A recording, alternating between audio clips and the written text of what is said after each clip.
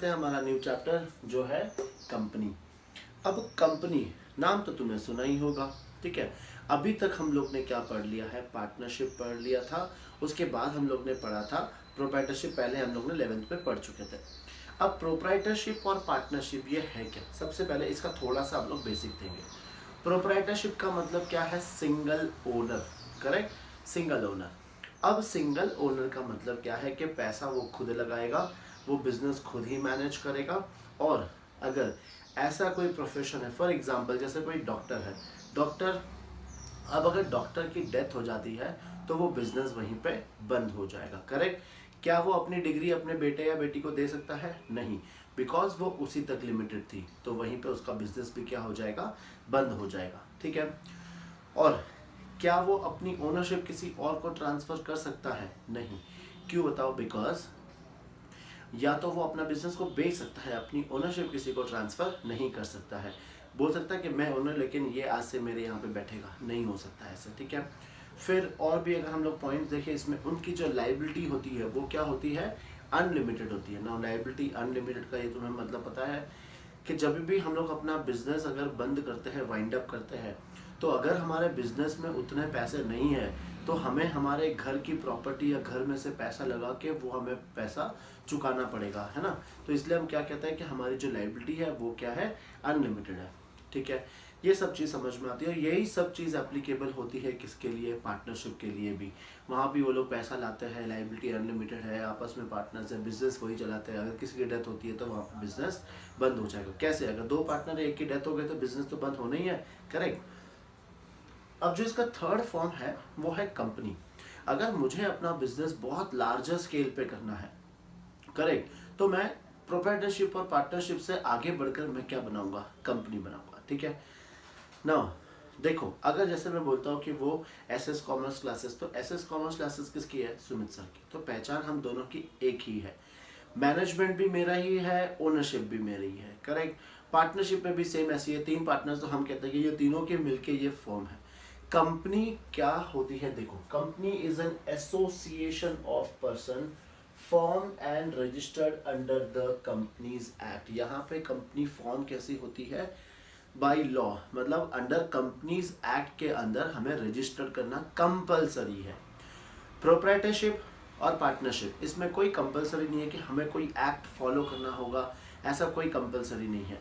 मुझे अपना business start करना है, मैंने ओपनिंग करी, अपनी क्लासेस का नाम लगा दिया, खत्म, और मुझे ना तो कहीं रजिस्टर्ड करना है ना कुछ करना है, कोई कंपलसरी नहीं है। लेकिन कंपनी को फॉर्म करने के लिए मुझे कंपनीज एक्ट के सारे रूल्स एंड रेगुलेशन फॉलो करने होंगे, ठीक है।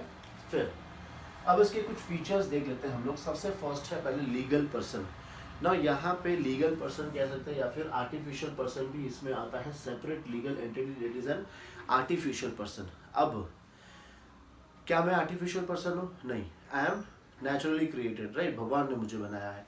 तो मैं कह सकता हूँ कि हाँ, ये क्लासेस किसकी है, सुमित सर की, कह सकते हैं हम लोग। पर कंपनी में किसकी कंपनी है वो नहीं पता, है ना। ये क्या है, एक हम लोग ने लॉ के अंडर में एक आर्टिफिशियल पर्सन क्या किया है, क्रिएट किया है, एक आर्टिफिशियल पर्सन क्रिएट किया है, ठीक है। फिर लीगल पर्सन है, वो लीगल पर्सन का मतलब क्या होता है कि वो किसी के साथ एग्रीमेंट वगैरह कर सकता है, और वो एग्रीमेंट क्या होगा, लीगल होगा। सेपरेट लीगल एंटिटी मतलब उसकी अलग एक पहचान बनती है, ठीक है ना। कभी भी देखो कंपनी वाले क्या करते हैं, वहां पे साइन लगाते हैं, कॉमन सील जिसको हम लोग कहते हैं, कॉमन सील, ठप्पा लगता है, तो वो कंपनी के नाम का ठप्पा होगा, तो वो क्या है, लीगल पर्सन है। और सेपरेट लीगल एंटिटी उसकी एक अलग पहचान है। Perpetual succession, very important topic. जैसे अभी मैंने बताया था कि अगर किसी डॉक्टर की डेथ हो जाती है तो वो बिजनेस वहीं पर बंद हो जाता है। क्यों? क्योंकि वो अपनी डिग्री आगे किसी को ट्रांसफर नहीं कर सकता है। लेकिन जब एक कंपनी क्रिएट होती है तो वहां पे अगर किसी की डेथ भी हो जाएगी तो भी वो कंपनी क्या होगी, सालों साल कंटिन्यू कर सकती है, ठीक है। अब उनकी लायबिलिटी क्या होती है, लिमिटेड लायबिलिटी, मतलब कंपनी का जो कैपिटल बनता है वो शेयर्स से बनता है। अब मैंने जितने शेयर्स खरीदे हैं, हमारी लायबिलिटी सिर्फ उस शेयर्स तक ही लिमिटेड है, उससे ज़्यादा हमें कभी भी पे करना नहीं होता है, ठीक है। ट्रांसफरेबिलिटी ऑफ शेयर्स, जैसे हम लोग हमारे शेयर्स किसी और को हम इजीली ट्रांसफ़र कर सकते हैं। मैंने अपने शेयर्स ट्रांसफ़र कर दिए तो मैं इस कंपनी से हट गया, अब जिसके पास शेयर्स है वो इसका क्या बन जाएगा, मेंबर बन जाएगा। फिर मैनेजमेंट एंड ओनरशिप, ये भी इंपॉर्टेंट पॉइंट है। कंपनी का जो मैनेजमेंट है वो किसी और के पास होता है और कंपनी के जो ओनर है वो कोई और होते हैं। देखो समझना इस पॉइंट को। जैसे एक कंपनी है, समझो रिलायंस इंडस्ट्रीज है। अब रिलायंस इंडस्ट्रीज में ओनर्स कौन है, जो जिसके पास उसके शेयर्स है। अगर मैंने उसका कल कुछ शेयर्स खरीदा तो मैं भी उसका क्या हूँ, ओनर हूँ। तो ओनर कोई और है, लेकिन क्या मैं कंपनी को चला रहा हूँ, नहीं। हमने क्या किया है, इलेक्ट किया है डायरेक्टर्स को, मैनेजिंग डायरेक्टर्स को। ये कौन इलेक्ट करते हैं, मेंबर्स। मेंबर्स इलेक्ट करते हैं डायरेक्टर्स, मैनेजिंग डायरेक्टर्स को, और फिर वो क्या करते हैं, वो कंपनी को चलाते हैं। समझ में आ रहा है। तो यहाँ पर मैनेजमेंट अलग है और ओनरशिप अलग है, लेकिन प्रोप्राइटरशिप में मैनेजमेंट भी हमारा होता है और ओनरशिप भी हमारी होती है। समझ में आया। तो ये सारे फीचर्स हैं कंपनी से रिलेटेड, और भी कुछ टॉपिक्स है वो पढ़ेंगे, एक बार ये नोट डाउन कर लो।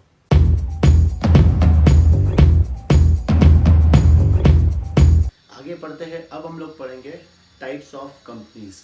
आज से ज़्यादा हम लोग आज नहीं ले पाएंगे, बिकॉज बाहर बहुत ज़्यादा डिस्टर्बेंस हो रहा है, काम चालू है कुछ, इसलिए ज़्यादा डिस्टर्बेंस है। तुम्हें भी शायद आवाज़ आ रही होगी कुछ ना कुछ बैकग्राउंड में। तो हम लोग आज पढ़ेंगे types of companies. Now there are 3 types of company.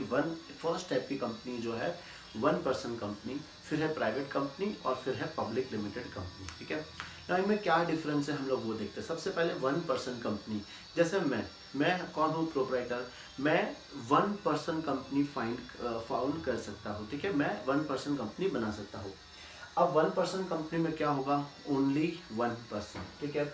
Should be Indian citizen and resident in India. ये कंपलसरी है कि जो भी 1 पर्सन कंपनी बनाएगा वो इंडियन सिटीजन होना चाहिए, और रेसिडेंट इन इंडिया मतलब वो इंडिया में ही रह रहा होगा, तो ही वो 1 पर्सन कंपनी क्या कर सकता है, बना सकता है। Cannot be form for charitable purpose. हम लोग 1 पर्सन कंपनी चैरिटेबल पर्पस के लिए हम लोग नहीं बना सकते हैं, मतलब वहां पे हमें प्रॉफिटेबल बिजनेस ही शो करना पड़ेगा। Cannot carry out non banking financial investment activities, मतलब हम लोग कहीं पर फंड को इन्वेस्ट नहीं कर पाएंगे। मतलब नॉन बैंकिंग फाइनेंशियल इंस्टीट्यूशंस का मतलब क्या होता है कि जैसे हम हर कंपनी वगैरह किसी और कंपनी में इन्वेस्ट वगैरह करती है, तो वो हम लोग ये एक्टिविटीज हम लोग यहाँ पर नहीं कर सकते। पेड अप शेयर कैपिटल कितना होना चाहिए, paid up share capital 50 lakh से कम होना चाहिए, it should be less than 50 lakh. Average annual turnover, मतलब 3 साल का जो एनुअल टर्नओवर है वो होना चाहिए लेस देन 2 करोड़, और एटलीस्ट 1 डायरेक्टर हम यहाँ पे रख सकते हैं, और मैक्सिमम हम लोग 15 डायरेक्टर्स रख सकते हैं। समझ में आ रहा है। तो मैनेजमेंट अलग है और ओनरशिप अलग है। ओनर तो मैं हूँ, लेकिन मैं चलाने के लिए किसी को डायरेक्टर अपॉइंट कर सकता हूँ। तो एक डायरेक्टर तो चाहिए ही चाहिए, लेकिन मैक्सिमम कितने हो सकते हैं, 15, उससे ज़्यादा हम लोग डायरेक्टर्स अपॉइंट नहीं कर सकते। ठीक है। तो ये हो गई अपनी कौन सी, 1 पर्सन कंपनी। फिर है प्राइवेट लिमिटेड। ना प्राइवेट लिमिटेड में क्या क्या पढ़ना है, देखो मिनिमम यहाँ पे कितने मेंबर्स चाहिए, 2 मेंबर्स, और मैक्सिमम कितने मेंबर्स हो सकते हैं, तो 200। No transfer of shares. Private company अपने शेयर्स किसी और पर्सन को ट्रांसफर नहीं कर सकते, मतलब पब्लिक में ट्रांसफर नहीं कर सकते हैं। Shares cannot be offered to public, मतलब हम लोग जैसे मुझे समझो कि और पैसे की जरूरत है, तो मैं पब्लिक से पैसा नहीं ले सकता हूँ। हमें जो आपस में जो रिलेटिव्स वगैरह होते हैं हम उसी से पैसा ले सकते हैं, हम लोग पब्लिक से पैसा नहीं ले सकते हैं। एटलीस्ट 2 डायरेक्टर्स, यहाँ पे कितने हो सकते हैं, at least 2 directors, but not less more than 15 directors. 2 तो चाहिए ही चाहिए, 15 से ऊपर नहीं हो सकता है। Cannot accept deposit from public, हम लोग पब्लिक से डिपॉजिट एक्सेप्ट नहीं कर सकते हैं। और लास्ट में हमारे कंपनी के आगे वर्ड क्या लगेगा, प्राइवेट लिमिटेड। ठीक है, ये चीज़ हमें याद रखनी है। फिर आता है हमारा पब्लिक लिमिटेड। पब्लिक लिमिटेड में सबसे पहले मिनिमम कितने चाहिए, मिनिमम 7 मेंबर्स चाहिए, और मैक्सिमम कितने हो सकते हैं, तो मैक्सिमम में कोई लिमिट नहीं है। मिनिमम 7 है, मैक्सिमम में कोई लिमिट नहीं है। ट्रांसफर ऑफ शेयर्स, हम लोग हमारे शेयर्स इजीली किसी भी बाहर वाले को हम लोग ट्रांसफर कर सकते हैं। Shares can be offered to public, अगर मुझे पैसे की जरूरत है तो मैं पब्लिक में शेयर्स इशू करके पैसा इकट्ठा कर सकता हूँ। एटलीस्ट 3 डायरेक्टर्स, यहाँ सब में क्या था, यहाँ पे 1 डायरेक्टर था, यहाँ पे 2 डायरेक्टर, यहाँ पे एटलीस्ट हमें 3 डायरेक्टर चाहिए। वही वापस रिस्ट्रिक्शन होगा कि मैक्सिमम कितने हो सकते हैं, only 15 directors. Can accept public deposit, मतलब हम लोग पब्लिक डिपॉजिट एक्सेप्ट कर सकती है। हम लोग मतलब कौन, पब्लिक लिमिटेड पब्लिक से डिपॉजिट एक्सेप्ट कर सकती है। और उसके नाम के आगे क्या वर्ड लग जाएगा, लिमिटेड। ठीक है, तो फटाफट ये kinds of company, types of company कह सकते हो, कुछ भी कहो उसको, ये 3 टाइप की कंपनी से ये नोट डाउन कर लो, फिर हम लोग आगे बढ़ेंगे। ये सब सिर्फ तुम्हारे नॉलेज के लिए है। क्वेश्चन अगर हार्डली आए तो फिर 1 मार्क्स के लिए आएगा, बाकी अदरवाइज इसमें से कुछ भी नहीं आता है। ठीक है, चलो नोट डाउन करो, आगे बढ़ते हैं हम लोग। अब इसमें हम लोग स्टार्ट करेंगे नया टॉपिक जो है इनकॉर्पोरेशन ऑफ ए कंपनी। अभी कंपनी इनकॉर्पोरेट कैसे होती है, इनकॉर्पोरेशन का मतलब क्या होता है। देखो, आज जैसे अगर हमें कोई भी नया बिजनेस स्टार्ट करना हो, ठीक है ना, फॉर एग्जांपल हम लोग ने सोचा कि चलो यार गोल्ड का बिजनेस स्टार्ट कर देते, तो क्या करेंगे, फटाफट फर्नीचर बनाएंगे और ज्वेलरी वगैरह खरीदेंगे और अपना बिजनेस स्टार्ट। ना मुझे किसी का परमिशन लेने का ज़रूरी है, ना कोई रजिस्ट्रेशन वगैरह कोई प्रोसेस नहीं है, डायरेक्टली हम लोग अपना बिजनेस स्टार्ट कर सकते हैं। समझो हमें कोई और बिजनेस सूझा तो हमने रातों रात सामान खरीदा और अगले दिन ही हम लोग ने बिजनेस को चालू कर दिया। तो यहाँ पर कोई भी रूल्स एंड रेगुलेशंस नहीं होता है। किसमें, प्रोप्राइटरशिप वाले बिजनेस में, पार्टनरशिप वाले बिजनेस में ज़्यादा कोई रूल्स एंड रेगुलेशंस नहीं है। लेकिन अगर हमें कोई भी नई कंपनी स्टार्ट करनी है तो हमें एज पर कंपनीज एक्ट ही करना पड़ेगा। हम लोग हमारी मनमर्जी से कुछ भी नहीं कर सकते। ठीक है, तुम लोग हमेशा यह देखना कि मार्केट में एक ही नाम की 2 कंपनी पॉसिबल ही नहीं है, लेकिन प्रोप्राइटरशिप में है। प्रोप्राइटरशिप में नाथूराम एंड हलवाई, तो वापस से नाथूराम एंड हलवाई दूसरा भी दोनों नाम से चल सकते हैं। ठीक है ना, लेकिन कंपनी में एक ही नाम से 2 बिजनेस नहीं हो सकते, या फिर कह सकते हैं कि 2 कंपनी सेम नहीं हो सकती है एक ही नाम से। तो यहाँ पे सबसे पहले देखो क्या क्या स्टेजेस आते हैं वो हम लोग पढ़ेंगे। कंपनी को इनकॉर्पोरेट करने में, रजिस्ट्रेशन करने में क्या क्या स्टेप्स है वो देखते हैं। फर्स्ट है प्रमोशन।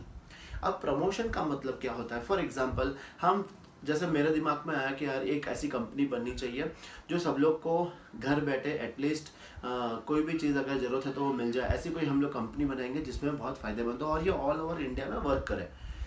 तो मेरे दिमाग में आइडिया आया, तो मैं कौन हो जाऊंगा, प्रमोटर। ठीक है, अब प्रमोटर हम, अभी मेरा काम क्या, जैसे या तो मैं सिंगल पर्सन हो सकता हूँ, या फिर हमने समझो 4-5 जनों ने मिलकर डिसाइड किया, तो या तो एक सिंगल पर्सन या फिर ग्रुप ऑफ पर्सन हम लोग क्या करेंगे, हमारा दिमाग में आइडिया आएगा कि नहीं एक अच्छी सी कंपनी स्टार्ट करनी है, तो हम लोग कौन हो जाएंगे, प्रमोटर्स। तो हमारा काम क्या हो गया, it is the first stage of companies incorporation, कि हाँ चलो किसी के दिमाग में आइडिया आया और एक नई कंपनी स्टार्ट करनी है। फिर इनकॉर्पोरेशन और registration of a company. Incorporation और रजिस्ट्रेशन का मतलब होता है, जैसे अभी ये तो हमने डिसाइड कर लिया कि कंपनी को बनाना है, अब सबसे पहले क्या होता है, कंपनी का नाम डिसाइड करना होता है। नाम डिसाइड कर लिया, उसके बाद हमें उसका अप्रूवल लेना पड़ता है। अप्रूवल किसके पास से लेंगे हम लोग, तो रजिस्ट्रार के पास से। ठीक है, ध्यान से समझना, रजिस्ट्रार के पास से हमें क्या लेना पड़ता है, अप्रूवल लेना पड़ता है। वो अप्रूवल क्या होता है, फॉर एग्जांपल मैंने कोई भी एक कंपनी का नाम डिसाइड कर दिया, नाथूराम एंड हलवाई, तो मैंने बोला कि नाथूराम एंड हलवाई के नाम से हमें कंपनी बनानी है। तो वो रजिस्ट्रार क्या चेक करेगा कि पहले से ही इसी नाम से कोई कंपनी तो नहीं है, वो चेक करेगा। अगर कोई कंपनी होगी तो हमें वहाँ पे वैसे भी 5 नाम सजेशन में देने पड़ते हैं हमें, कि उसमें से कोई भी एक नाम हमें वहाँ पे मिल जाएगा, अगर वो वहाँ पे पहले से नहीं होगा तो। अगर मान लो 5 के 5 नाम है तो रजिस्ट्रेशन, फिर हम रजिस्ट्रार हमको फिर बताएगा कि भाई ये 5 नाम अवेलेबल नहीं है, तुम दूसरा नाम दे दो। फिर इस तरीके से सबसे पहले हमारा क्या होता है, नाम अप्रूवल के लिए जाता है कहाँ पे, रजिस्ट्रार के पास। ठीक है, रजिस्ट्रार के पास एक बार नाम अप्रूवल हो गया, उसके बाद हमें memorandum of association, articles of association, जो फर्स्ट डायरेक्टर बनता है उसका कंसेंट, ये सारी चीज़ें और भी इसके अलावा जो भी चीज़ें होगी वो हमें भेजनी होती है कहाँ पे, डिक्लेरेशन देना पड़ता है हमें वही रजिस्ट्रार के पास कि हमने सारी कंपनीज की जो लीगल फॉर्मेलिटीज़ है वो हमने कंप्लीट कर ली है। ठीक है, अब ये memorandum of association, articles of association क्या होता है। मेमोरेंडम ऑफ एसोसिएशन में ये होगा कि कितने मेंबर्स हम लोग इसमें बनने वाले हैं, हमारा कैपिटल कितना होगा, क्या क्या बिजनेस हम वहाँ पे करेंगे, ठीक है, प्लेस क्या होगी, ये सारी चीज़ें हमें वहाँ पे पहले से ही मेंशन करनी होती है। उसके बाद हम ये सारे डॉक्यूमेंट्स किसको भेजते हैं, रजिस्ट्रार के पास भेजते हैं, और वो इसके बाद हमें क्या दे देता है, हमको फर्स्ट वो दे देता है सर्टिफिकेट ऑफ इनकॉर्पोरेशन। ठीक है, ये सारी चीज़ें अगर मेरी कंप्लीट होगी तो मुझे क्या देगा वो, certificate of incorporation.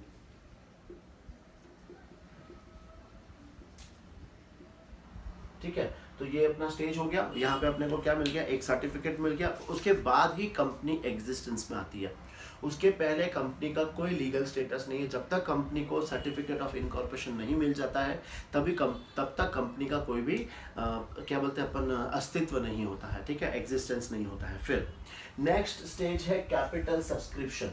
Capital subscription का मतलब, अभी कंपनी बन गई, अब कंपनी के बाद हमें कंपनी में क्या चाहिए, कैपिटल चाहिए।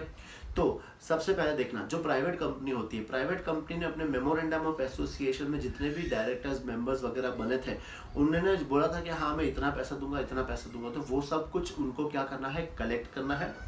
और अगर पब्लिक कंपनी है तो पब्लिक कंपनी किससे पैसा ले सकती है, पब्लिक से पैसा ले सकती है। तो पब्लिक के पास कैसे जाएगी, ऐसे रोड पे निकल जाएगी, भाई पैसा दे दे पैसा दे दे, ऐसा नहीं होता है ना। तो वो लोग क्या करते हैं, सबसे पहले क्या इशू करते हैं, प्रोस्पेक्टस। कौन इशू करता है, ये पब्लिक कंपनी।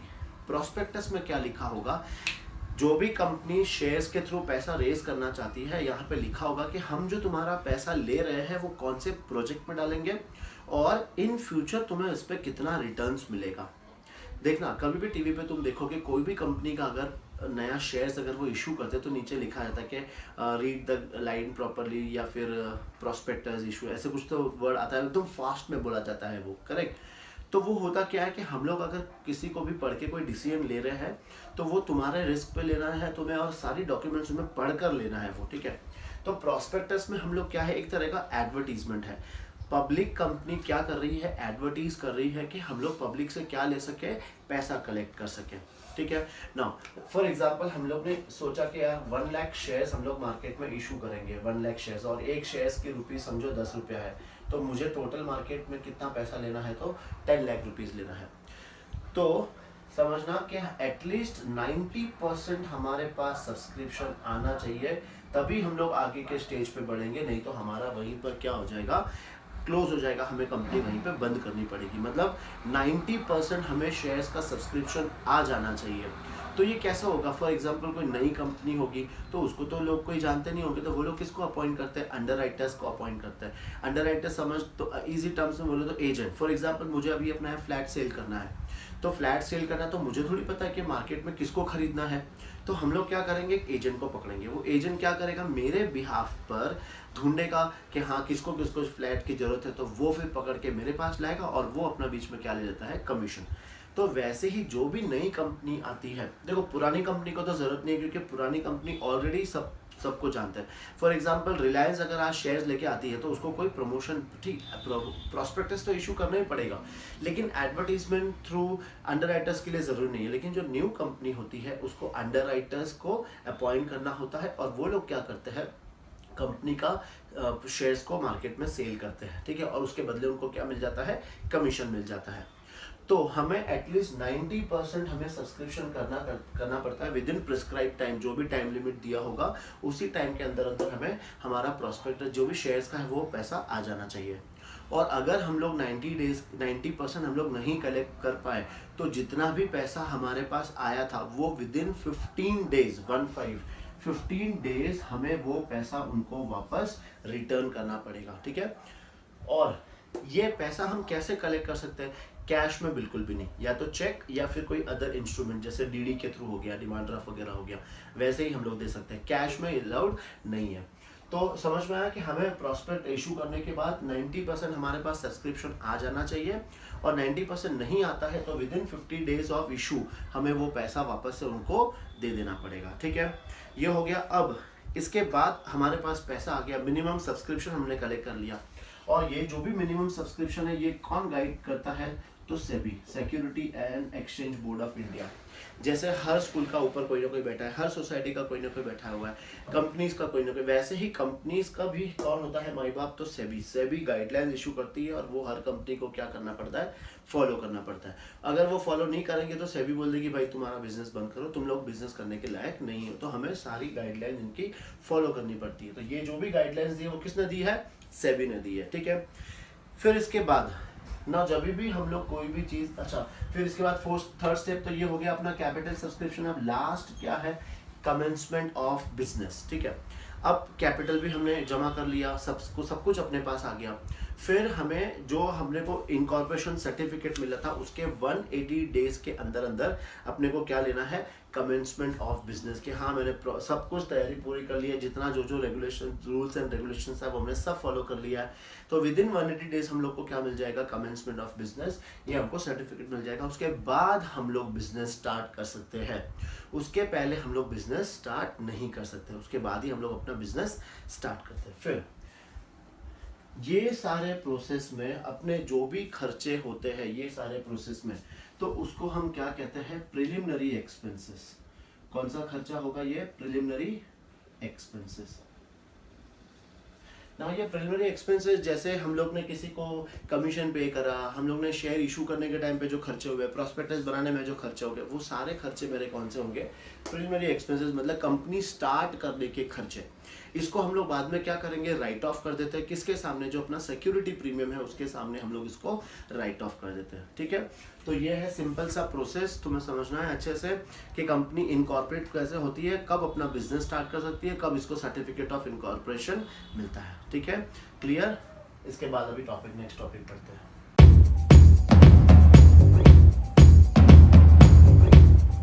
अब नेक्स्ट टॉपिक है हमारा share capital of a company. देखो, हम लोग ने जब प्रोप्राइटरशिप पढ़ा था 11th में और 12th में अभी जो हम लोग ने पार्टनरशिप पढ़ा है, ये दोनों में जब ये लोग बिजनेस स्टार्ट करते हैं तो उसको हम सिंपल क्या कहते हैं, कैपिटल। लेकिन जब कंपनी की बारी आएगी तो हम लोग वहां पे क्या बोलेंगे, शेयर कैपिटल। ठीक है, अब ये शेयर कैपिटल है क्या, देखो सबसे पहले मतलब समझेंगे हम लोग इस शेयर का। A share is a share in the share capital of a company. ठीक है, क्या हो गया, ये शेयर से बहुत ज्यादा बार आ गया शेयर। देखो, कंपनी ने अपने मेमोरेंडम ऑफ एसोसिएशन में ये बताया था कि हम लोग टोटल कैपिटल कितना रेज करेंगे। समझो, कंपनी ने वहां पे बताया था कि हम लोग टोटल 1 करोड़ रुपया हम लोग क्या करेंगे, रेज करेंगे पब्लिक से, 1 करोड़ रुपया। और ये 1 करोड़ रुपया कैसे लेंगे, ये हम लोग डिवाइड करेंगे। समझो शेयर्स की वैल्यू हमने डिसाइड की 10 रुपीज, एक शेयर की वैल्यू है 10 रुपीज, तो 1 करोड़ डिवाइड बाई 10 तो कितना आ जाएगा, 10 लाख। तो ये 10 लाख क्या आ गया, शेयर्स आ गए, 10 लाख शेयर्स आ गए। तो ए शेयर, सबसे पहले ये शेयर कौन सा है, जो हम शेयर का डेफिनेशन पढ़ रहे हैं, ए शेयर इज ए शेयर। ये शेयर कौन सा है, एक पार्ट, हिस्सा, इसको हम लोग क्या बोलेंगे, एक पार्ट। किसका पार्ट है, शेयर कैपिटल का एक पार्ट है। मतलब जैसे यहाँ पे मैं बोलूँ कि एक शेयर इज इक्वल टू ₹10, मतलब जो एक शेयर है वो शेयर कैपिटल का क्या है, एक पार्ट है। समझ में आया, a share is a share in the share capital of a company ना। ये जो कंपनी डिसाइड करती है इसको हम लोग क्या कहते हैं, फेस वैल्यू और नॉमिनल वैल्यू ना। ये जरूरी नहीं कि 10 रुपीज ही हो, ये कंपनी टू कंपनी डिसाइड करती है। कोई कंपनी का 1 रुपीज भी हो सकता है, कोई कंपनी का 2 रुपीज भी हो सकता है, कोई कंपनी का 5 रुपीज भी, कोई कंपनी का 10 रुपीज भी, कोई कंपनी का 100 रुपीज भी, कोई फिक्स नहीं है। ये कंपनी डिसाइड करती है कि उसका जो फेस वैल्यू है, नॉमिनल वैल्यू है, वो क्या रहेगा, 1 से लेके कहीं भी कोई भी नंबर आ सकता है। तो ये जो भी प्राइस पे इशू करती है तो उसको हम लोग क्या कहते हैं, फेस वैल्यू या फिर नॉमिनल वैल्यू। ठीक है, समझो हमने किसी कंपनी का क्या खरीदा है, शेयर्स खरीदा है, तो मुझे क्या मिलेगा, शेयर सर्टिफिकेट मिलेगा। मुझे उस कंपनी का क्या मिलेगा, शेयर सर्टिफिकेट। और उस शेयर सर्टिफिकेट पे एक प्राइस लिखी होगी कि एक शेयर की वैल्यू कितनी है। तो ये कौन सी प्राइस होगी, अपनी फेस वैल्यू या फिर नॉमिनल वैल्यू। समझ में आ गया, सिंपल। और शेयर कैपिटल मतलब क्या है, जब ये सारे शेयर्स को हम लोग अपने वैल्यू से मल्टीप्लाई करते हैं तो अपने को क्या मिल जाता है, शेयर कैपिटल। बहुत सिंपल है ये तो, और बस इसमें और कुछ भी नहीं आएगा। और जो भी, हाँ एक और चीज हम लोग पढ़ेंगे, जो भी ये शेयर खरीदता है उसको हम लोग क्या बोलते हैं, ही becomes share holder of a company. ठीक है, share holder of a company, या फिर हम कह सकते हैं कि वो क्या बन गया, इस कंपनी का मेंबर बन गया है। ठीक है, वो इस कंपनी का मेंबर बन गया है। अब आगे हम लोग पढ़ेंगे कि शेयर्स कितने टाइप्स के होते हैं और उसमें भी क्या क्या टाइप्स के होते हैं, वो सब पढ़ेंगे। फिलहाल समझ में आ गया कि शेयर्स का मतलब क्या होता है। शेयर मतलब शेयर कैपिटल का एक पार्ट। ठीक है, चलो नेक्स्ट देखते हैं।